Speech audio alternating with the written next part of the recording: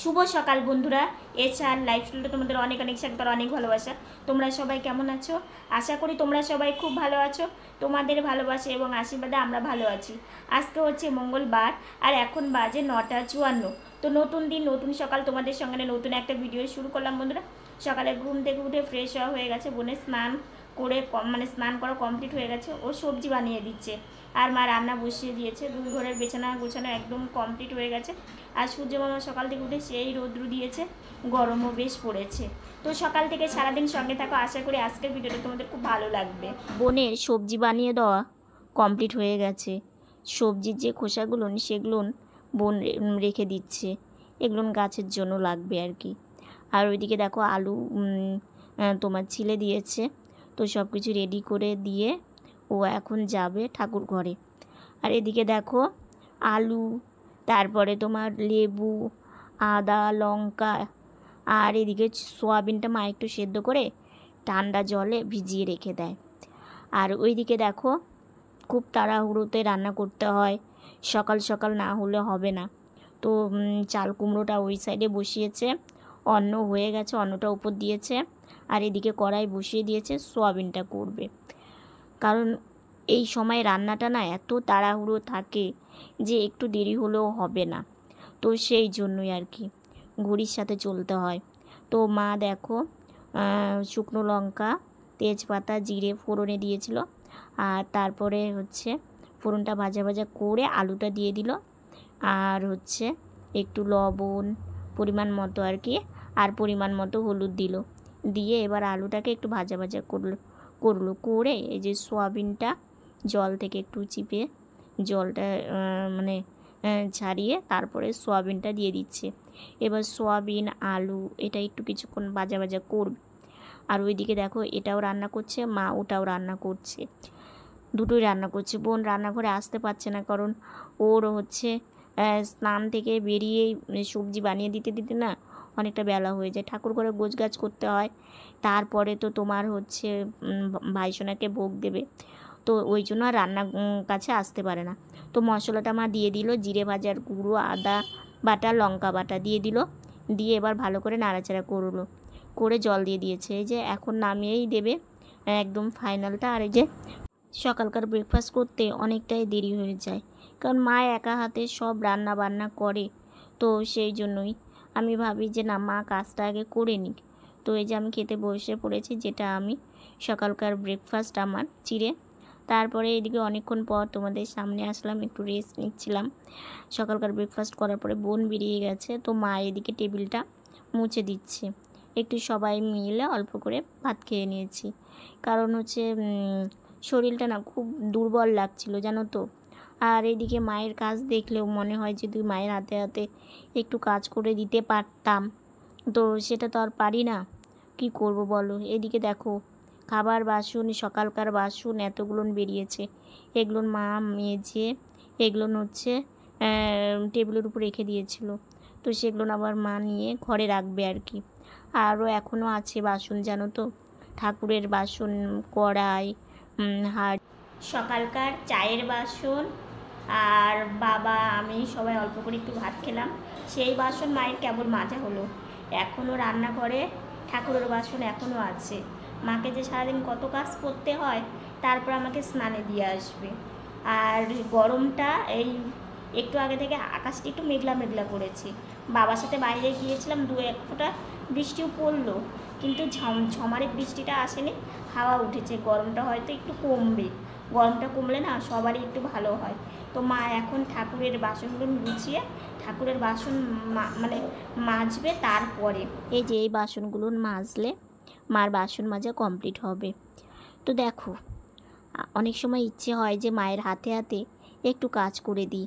আমি জানো তো ছোট থাকতে আমি শুয়ে থেকেই সবজি বানিয়ে দিতাম মাকে, শুয়ে থেকে একটু কাজ করে দিতে পারতাম, এখন সেটাও পারি না আর।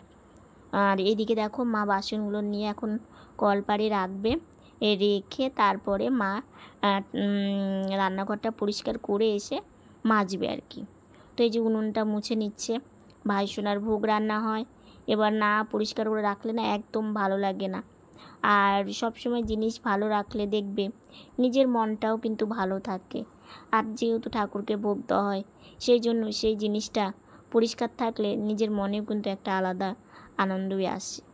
তো মা রোজই তোমার এইভাবে একটু সার্ফের জল দিয়ে পুরো এই উনুনটা একটু মুছে মা রেখে দেয়। পরের দিন সন্ধ্যাবেলা যেমন ছানা করতে হয়, আবার রান্না করতে হয়, তো সেই জন্য। আর পরিষ্কার থাকলে দেখবে দেখতেও কিন্তু ভালো লাগে। তো এটা মা করে তারপরে দেখো পুরো রান্নাঘরটা মা লিপে নিচ্ছে। এইভাবেই মানে মুছে নেয় আর কি, কারণ লাঠি দিয়ে না শুধু বড় ঘরগুলো নিয়ে মুছে। আর রান্নাঘরটা এমনিতেই ছোট, খুব একটা বড় না, তোমার হচ্ছে এখন দেখতে মনে হচ্ছে অনেকটা বড়, খুব একটা বড়ও না। তো মা ভাবে যে এইভাবে মুছি, আর ওটা যেহেতু বাহিরে মোছা হয়, ঠাকুরের রান্না হয়, তো সেই জন্যই এইভাবেই মুছে। তো দেখো এবার কত সুন্দর লাগছে না পরিষ্কার করার পরে, উনুন তারপরে মেঝে মানে চারিপাশটাই আর কি। আর পরিষ্কার করলে সব জিনিসই ভালো লাগে, যেমন নিজে সাজলে যেমন দেখতে সুন্দর লাগে, সেরকম ঘর বাড়ি পরিষ্কার রাখলে দেখতে কিন্তু সুন্দরই। দুপুরবেলা একটু স্নান করে শুয়েছিলাম, তো যে খেতে বসে পড়েছি আলু সোয়াবিন রসা চাল কুমড়ের ঘন্ট, তো এটাই রান্না করেছে। তো এখন খাওয়া দাওয়া করে নিব, করে নিয়ে একটু বাইরে যাইনি, বোনের সাথে গল্প করছিলাম। শুভ সন্ধ্যা বন্ধুরা। সেই যে খাবার সময় বসেছিলাম আর শুইনি জানো তো, মাকে বললাম মা প্রণাম করে এসেছে, তুমি একটু বিছানাতে উঠিয়ে দাও। তো মা আমাকে বিছানাতে উঠিয়ে দিল। আর দেখো কালকে যে চুড়িগুলো এগুলো হচ্ছে পরেছি আর খুলিনি। বোন বলছে দিদি ভাই গরমের মধ্যে এতগুলো চুড়ি পরে থাকবি? তাই বললাম আমার তো চুড়ি পরতে বেশ ভালোই লাগে। তো আমি গাড়ি থেকে উঠেছি, আমার বোন এবার গাড়িতে বসছে, ও মানে বাইরে গিয়ে ঠাকুর প্রণাম করবে। আর সন্ধ্যাবেলা তো এখন আর চা খাচ্ছি না, সেভাবে সন্ধ্যার টিফিন আর করা হচ্ছে না, একবারে রাত্রে ভাত খেয়ে নিব। তারপরে তোমাদের সাথে বন্ধুরা তোমাদের সাথে একটু কথা বলতে আসলাম। তো আমরা দুই বোনই এসেছি, তো যেই কথাটা তোমাদেরকে বলবো সেই কথাটা হচ্ছে অনেক দিন হলো ভাবি যে তোমাদের এই কথাটা জানাবো। কারণ দেখো তোমরা তো আমার পরিবার, তো ছোট থেকে আমরা বড় হয়েছি, অনেকটা স্ট্রাগল করেই বড় হয়েছি, তো তবু আমাদের দুঃখ নেই, ঠিক আছে? তো অনেক সময় একটা মানে এক জায়গায় খুব কষ্ট হয়। স্বাভাবিক মানুষ যে বড় হয়েছে সেভাবে আমরা বড় হইনি, আমরা একটু অন্যরকম ভাবে বড় হয়েছি। সেই গল্পটা একদিন তোমাদেরকে জানাবো। তো এবার হচ্ছে দেখো বোন যেটা বললো তো সেটা তো শুনলেই। এবার হচ্ছে ব্যাপারটা হচ্ছে এই যে মানে অনেকের আর কি ব্যাপারে, সেটা আমাদের আশেপাশেও আছে এবং অনেক আছে আর কি ধারণা, সেই ধারণাটাই আজকে একটু তোমাদের কাছে খুলে বলবো আর কি। আমি আর আমার বোন নাকি লাখ লাখ টাকা ইনকাম করি, হ্যাঁ এটা অনেকের চিন্তা ভাবনা আর কি। তো এবার বলো আমরা যদি আমি আর আমার বোন যদি লাখ লাখ টাকা ইনকাম করতাম, তাহলে আমাদের এই পরিবারটা আরও ভালো রাখতে পারতাম, আরও সুন্দর রাখতে পারতাম, ঘর বাড়ি কালার করতে পারতাম, অনেক নতুন নতুন রোজ রোজ শপিং, ভালো মন্দ খাওয়া, ঘুরতে যাওয়া সবই পারতাম, ঠিক আছে? কিন্তু সেই ধারণাটা একদম ভুল। আজকে যদি আমরা লাখ লাখ টাকা ইনকাম করতাম, আমাদের কোনো রাত্রি চিন্তা করতে হতো না যে আজকে এই জিনিসটা যখন বাড়ন্ত হয়ে যায় সেটা কালকে কিভাবে আনবো, সেটা অনেকটা আমাদের চিন্তা করতে হয়। কিছুদিন আগের ব্যাপার, আমি দেখো দুঃখ মুখ নিয়ে কিংবা আমি কষ্টের মুখ নিয়ে আমি ক্যামেরা অন করি না। আমার শত কষ্টও থাক দুঃখ থাক, আমি আমার ভিতর রেখেই হাসি মুখটা তোমাদের সামনে আনতে চাই আমি, ঠিক আছে? তো তবু আমি সেই হাসি মুখ নিয়ে তোমাদের সামনে আসি। কিছুদিন আগে এমন একটা পরিস্থিতি এসেছিল, মানে কি বলবো, এই 15 দিন আগে মানে একটা পরিস্থিতি আসছিল, মানে সেই জিনিসটা লাগবে কিন্তু পাচ্ছি না। ওই যে ভগবান আছে, তো ভগবান নিশ্চয়ই হেল্প করে, সেই জন্য সেই জায়গাটার থেকে উঠে আসতে পারি, ঠিক আছে?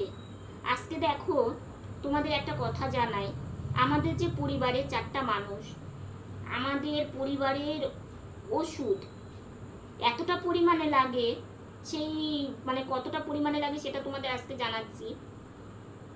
8 থেকে 10,000 টাকা মান্থলি, প্রতি মাসে আর কি আমাদের ওষুধ লাগে। হ্যাঁ, প্রত্যেক মাসে আমার, মার, বাবার, বোনের সবারই ওষুধ লাগে। ওষুধ না ছাড়া একটা দিনও আমি চলতে পারবো না। একটা দিন ওষুধ যদি না খাই আমি সামনে আসতেও পারবো না, বসতে পারবো না, সারাদিন শুয়ে থাকতে হবে। এরকমও দিন গেছে অনেক মানে কষ্টের জন্য। এমন একদিন পরিস্থিতি হয়েছে যে আজকে আমি ওষুধটা কিনতে পারছি না, খুব কষ্ট সেই দিনটাই গিয়েছে। তবুও হ্যাঁ, এখনো মাঝে মাঝে হয়। হ্যাঁ, এটাই হয়েছিল। আমার বোন যে কাজটা করে, ওর যে মানে যেটা পায় সেটা কিন্তু খুব সামান্য, খুব সামান্য। তবু হ্যাঁ, এটা যদি না করতো আমাদের সংসারটা এইভাবে আর চলতোই না। যেভাবে চলে টেনে টুনে এভাবে চলতো না। অনেক কষ্ট করেই সংসারটা চালাতে হয়, বুঝে চালাতে হয়। আজকে এটা কিনবো, যদি একটা ওষুধ লাগে তখন সেটা কি দিয়ে কিনবো? তখন ভাবতে হয় যে না থাক, এটা লাগবে না, এটা না হলেও চলবে, চলবে, কিন্তু ওষুধটা না হলে কিন্তু চলবে না। একটা বাড়তি কিছু করার আগে অনেকটা চিন্তা করতে হয় যে আগে কি সেটা করব। এই যে কয়েকদিন আগে যে ফ্যানটা নিলাম, স্ট্যান্ড ফ্যানটা, সেখানেও নিতে গিয়ে মানে কতবার যে ভাবতে হয়েছে যে নিব কি, কারণ এখন যদি নিই পরে যদি অসুবিধা হয়, পরে যদি না দিতে পারি। কিন্তু এমন একটা পরিস্থিতি গরমে মানে অসুস্থ হয়ে যাওয়া পরিস্থিতি, বোন আমি মানে খুব শরীর খারাপ হয়ে যাচ্ছে। সেটা ভেবে না পেরে ওই যে তোমাদেরকে বললাম যে কিছু অল্প কিছু দিয়ে আর বলেছে যে পরে দিব। এখন রাত্রিবেলা ঘুমালে চিন্তা হয় যে কি করে দিব, এটা একটা চিন্তা আসে ভেতরে। তো অনেকটা চিন্তা ভাবনা করে আমাদেরকে চলতে হয় অনেকটাই। আজকে আমাদের ঘরের বাড়ির চারিদিকে কি পরিস্থিতি হয়ে গেছে, সেখানে যে একটু রং করার দরকার সেটা কিন্তু পারি না। বোনের ব্যাপারটা বললামই। আর আমার যা ভিউ, এই প্ল্যাটফর্মে ভিউটা সব থেকে বেশি দরকার, তবেই প্রতি মাসে তুমি কিছু পাবে। আর আমার ভিউটা জানোই যা অবস্থা, সেই জন্য সেটা আমার হয় না। তো এই যে আমাদের যে পরিস্থিতি, আমার তো বাবার যে কাজটা করে চায়ের দোকান, এত গরম কে চা খাবে, এত রোদ্রুতে কে বাইরে বেরোবে বলো তো? খুব যাদের দরকার তারাই কিন্তু বাইরে বেরোয়। এই যে এখন রাস্তাঘাটে বেরোলে লোকজন বেশি দেখা যায় না, কারণ প্রচন্ড গরম। হ্যাঁ, যাদের প্রয়োজন তারাই বেরোচ্ছে। তো এইভাবে আমাদের প্রতিনিয়ত সংসার, আমাদের চিন্তা ভাবনার মধ্যে আমাদের দিন যায়। ঠিক আছে, আমাদের প্রচন্ড চিন্তা ভাবনার মধ্যে দিন যায়। আজকে ভবিষ্যৎ চিন্তাটা বেশি আসে আজকাল আর কি, কারণ এখন তাও চলছে ভবিষ্যতে কি হবে, কিন্তু তবু চিন্তা করে যখন কুল না পাই তখন ভাবি যে না ভগবান আছে, তার উপরে ছেড়ে দিই, তিনি যা করার সে তাই করবে। তো এগুলো ভেবে চিন্তেই আমাদের সব সময় চলতে হয়।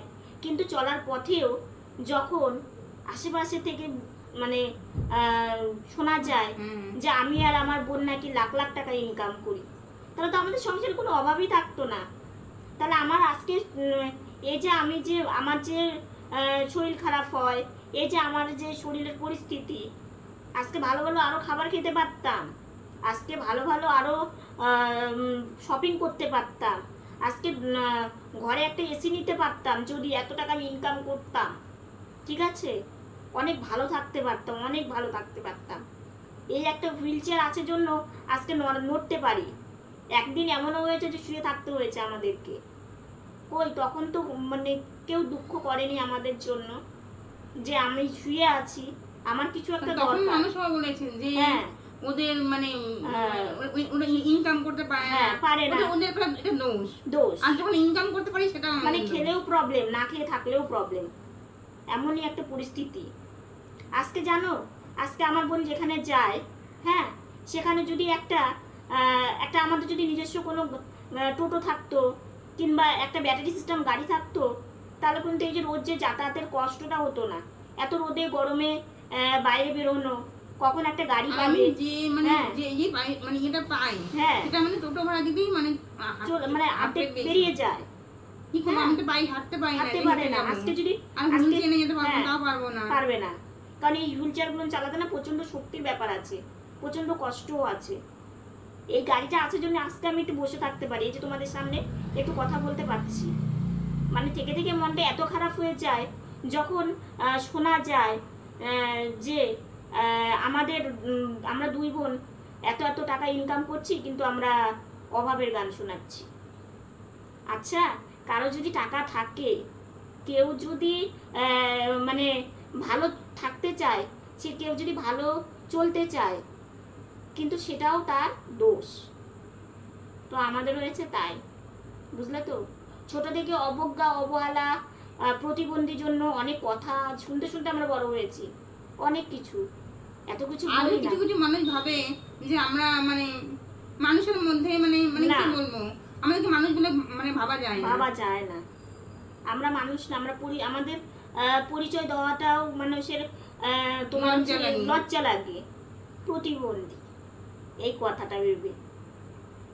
তো ভাবলাম যে এই কথাটা অনেক দিন হলো একটু তোমাদের একটু মানে বলবো যে আমাদের সত্যি মাসে এই যে ওষুধের পরিস্থিতি, জামা কাপড়, ঠিক আছে, একটা মানুষের চলার পথে জামা কাপড়, খাওয়া দাওয়া, যতটুকু প্রয়োজন ততটুকু আমরা শীতে কোনো জামা কাপড় লাগে না, মানে সব যখন জামা কাপড় শীতে পরা যায়, কিন্তু গরমের সময় তো পরা যায় না গরম জামা কাপড়। সব থেকে চিন্তা কি বলতো, ওষুধ কেনাটা সব থেকে চিন্তা।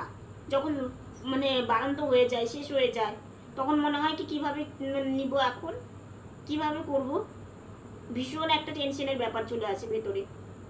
তো সেই জন্যই ভাবলাম যে দেখো, আজকে চিন্তা করতে করতে আমার কিন্তু কোনো সময় শরীর ভালো থাকে না। আজকে হঠাৎ করে শরীরটা সকালবেলা খুব খারাপ লাগছিল, জানি না এখন গরমের জন্য না কিসের জন্য জানি না, খুবই খারাপ লাগছিল। খেতে বসে অনেকক্ষণ টাইম বসেছিলাম সকালবেলাটা, তো মা বলছে না খেয়ে নাও বাবা, কারণ তুমি না খেলে তোমার শরীর আরো খারাপ লাগবে। সকালে এমন একটা তাড়াহুড়োর সময়, জানো তো, মায়ের তো এমনিতেই ব্যথা, একটু তাড়াহুড়ো করে যে কাজ করবে তাও পারে না। ভাগ্যটা দেখো তো, আমাদের দুটো বোন প্রতিবন্ধী হয়েছি, বাবাও অসুস্থ, মার পায়ে ব্যথা, মানে আমাদের শান্তিটা কোথায়? কি দিয়ে আমরা হাসবো, কি দিয়ে আমরা একটু ভালো থাকবো, কি দিয়ে আমরা চিন্তা কম থাকবো? আমাদের দেখো, আমাদের ডাক্তারবাবু বলেছিল চিন্তাটা তোমরা কম করো, কিভাবে কমটা করবো তোমরাই বলো। হ্যাঁ, কিভাবে করবো? তাই আজকে তোমাদের এই মনের কথাগুলো বললাম যে না, তোমাদের একটু বলি, কারণ তোমরা তো আমার পরিবার।